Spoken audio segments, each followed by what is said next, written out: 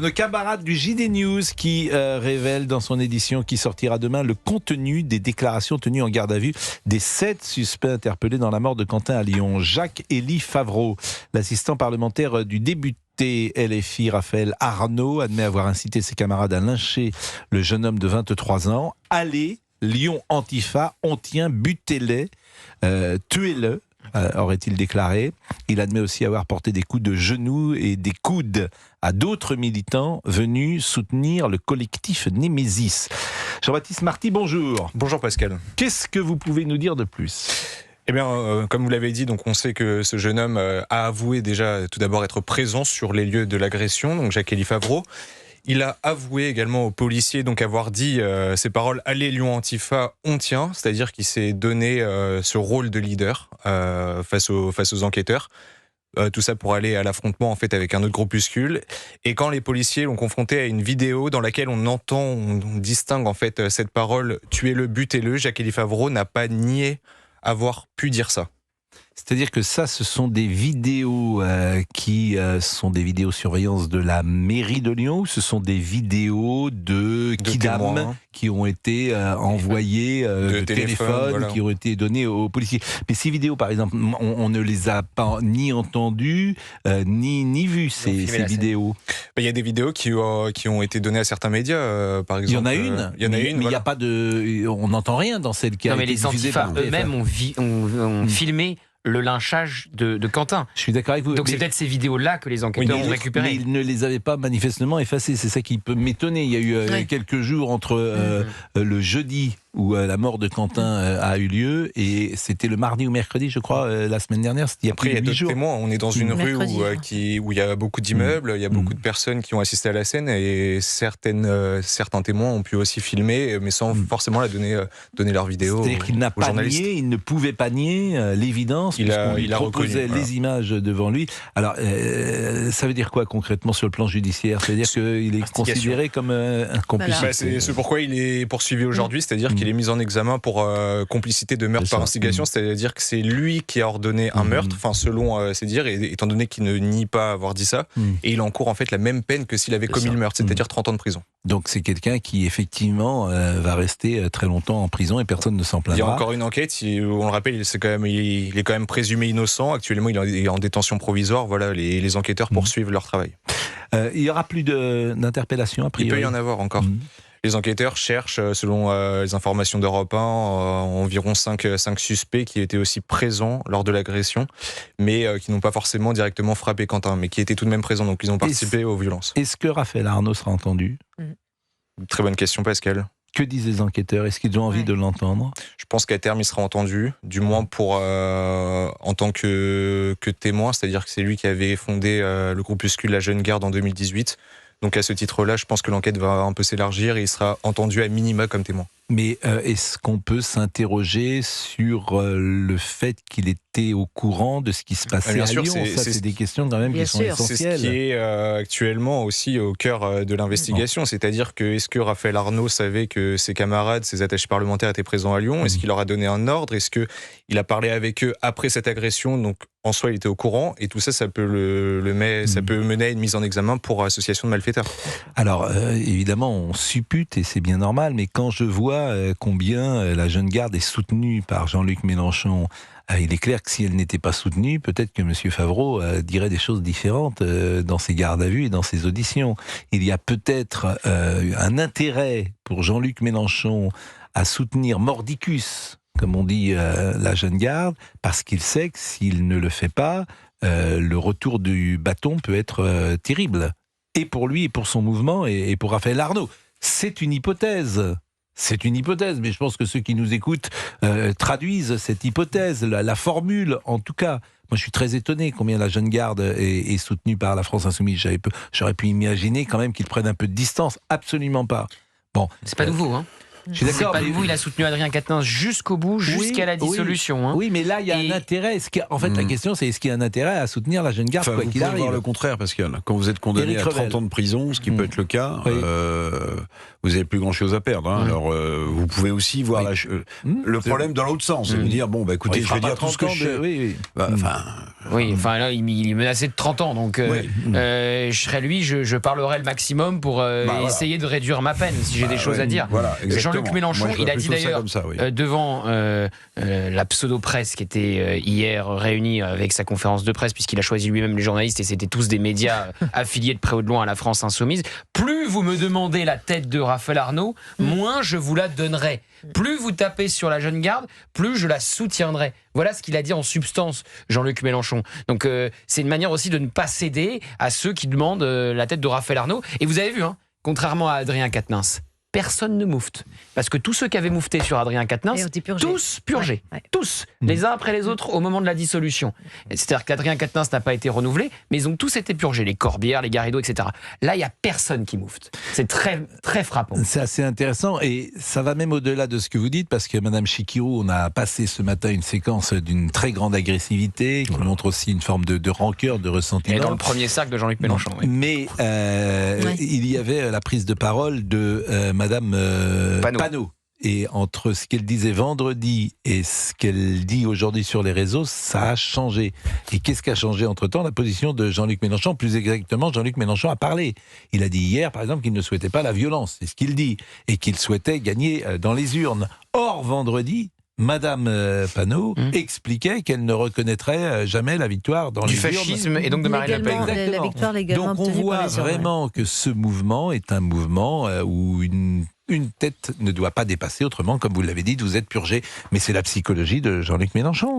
Voilà, vous avez quelqu'un qui impose une forme de dictature politique, intellectuelle dans son propre mouvement. C'est plus que ça, je pense, Sabrina Pascal. Je Medjaber, pense que c'est c'est difficile une d'aller au-delà de organisation dictature. totalitaire. Non, mais dictature au sens... Bon, c'est une organisation totalitaire, très verticale, qui est menée, décidée, métabolisée par une seule personne, qui est Jean-Luc Mélenchon. Et tous ceux qui sortent des sentiers battus, effectivement, sont purgés. Donc, Madame Panot, Madame Chikirou sont des supplétifs de Monsieur Jean-Luc Mélenchon, ni plus ni moins. Il n'y a pas de libre arbitre, il n'y a pas de raison, c'est obéissance absolue. Obéissance absolue. Bah écoutez, merci beaucoup Jean-Baptiste Marty. Bon, Jean-Baptiste Marty est là et lui, il va nous donner le profil de ces 7 personnes. Je rappelle que vous êtes journaliste au service politique d'Europe 1, police-justice, et que les 7 personnes qui ont été gardées à vue et puis ensuite interpellées, d'abord interpellées, gardées à vue et qui sont aujourd'hui en prison, le profil nous intéresse. Qui sont-ils? Quel âge ont-ils? Et de quel milieu social sortent-ils? Ils sont âgés de 20 à 26 ans, donc ce sont quand même des jeunes hommes. Globalement, ce sont tous des jeunes hommes issus de très bonnes familles. Il y a des étudiants, par exemple le plus jeune qui fait des études en lien avec la politique. Il y a aussi des personnes en CDI, notamment un qui est dans une grande entreprise de pneumatiques en CDI.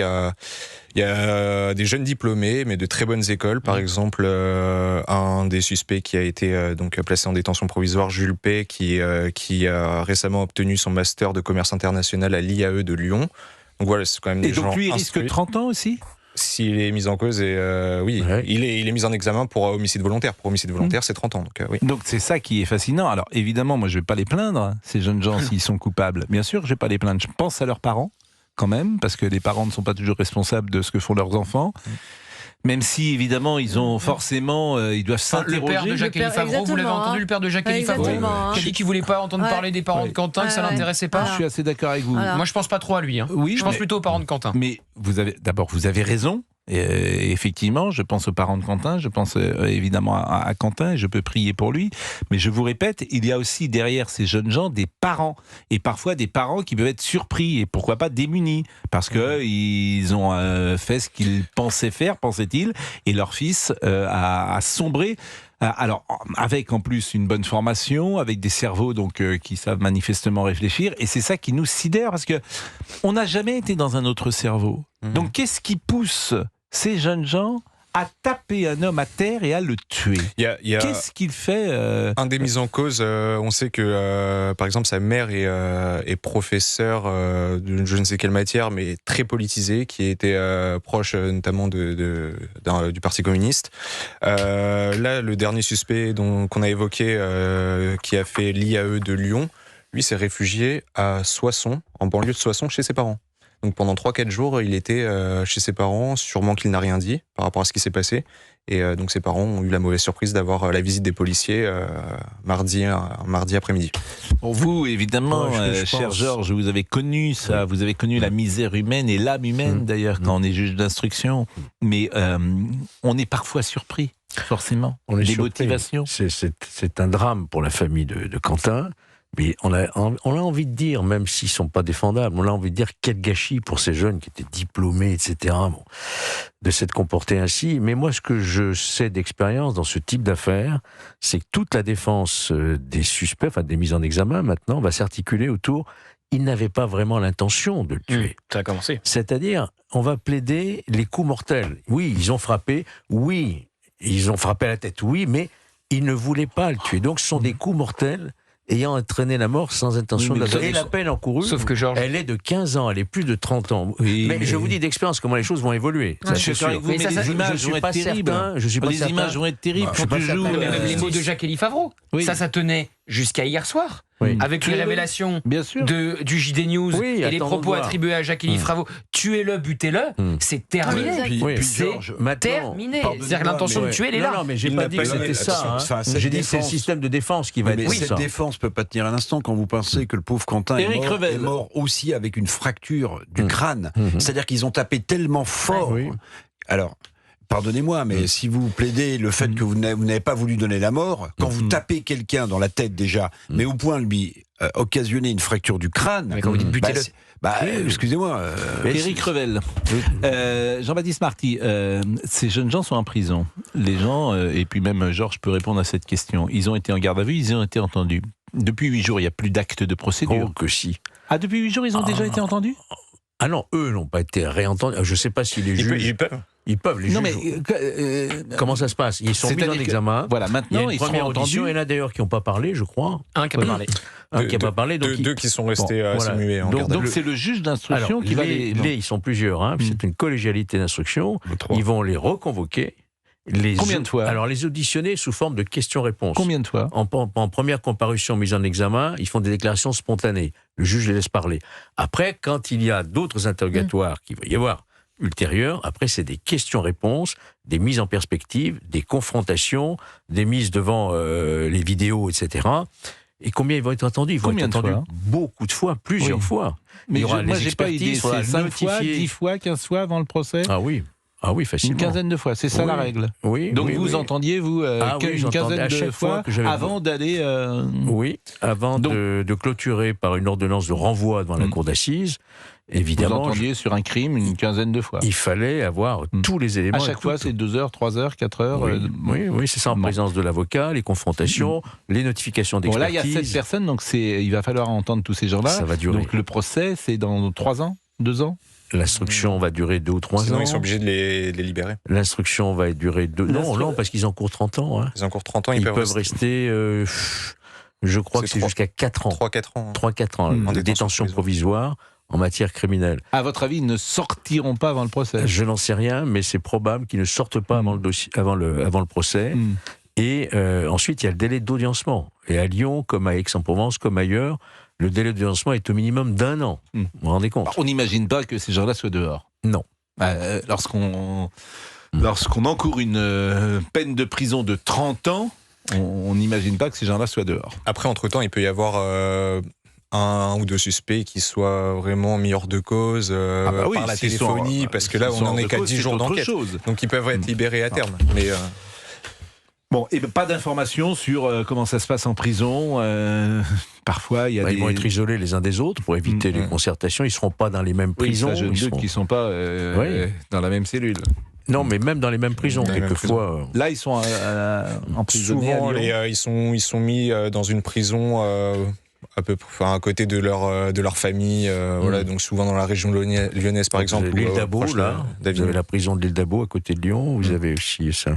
Oui, il y a plusieurs prisons.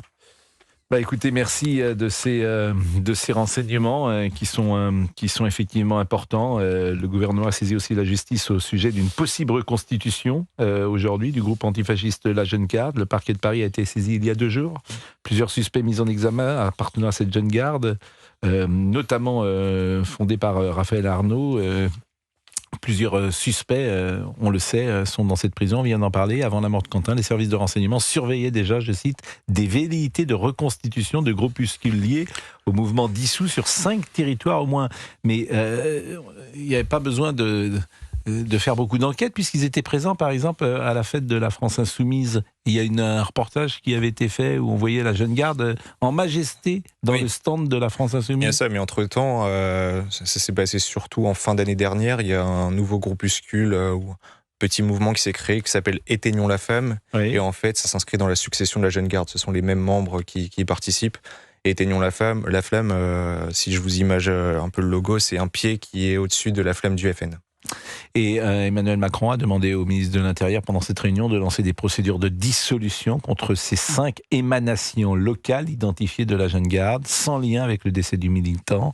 Des procédures de dissolution étaient déjà engagées contre 3 structures d'ultra-droite et une d'ultra-gauche qui devaient aboutir dans les 2 mois qui viennent. Donc c'était dans les tuyaux. Depuis l'élection d'Emmanuel Macron à l'Élysée en 2017, 24 groupes de la mouvance ultra ont été dissous selon le gouvernement qui assure ne pas privilégier un camp par rapport à un autre. Et on parle certains en tout cas voudraient la dissolution de Némésis. Ah, c'est une volonté de la France insoumise. C'était une question aujourd'hui à Laurent Nunez qui a répondu en bottant un peu en touche, en disant que nul n'était à l'abri d'une dissolution, aucun groupuscule, puisque ça fait suite aux révélations du journal communiste L'Humanité, qui explique que Némésis une militante aurait proposé à des groupuscules de servir d'appât pour les militants d'extrême gauche. Alors déjà, ça veut dire que quand les militants d'extrême gauche voient une Némésis, ils passent à l'acte et ils frappent.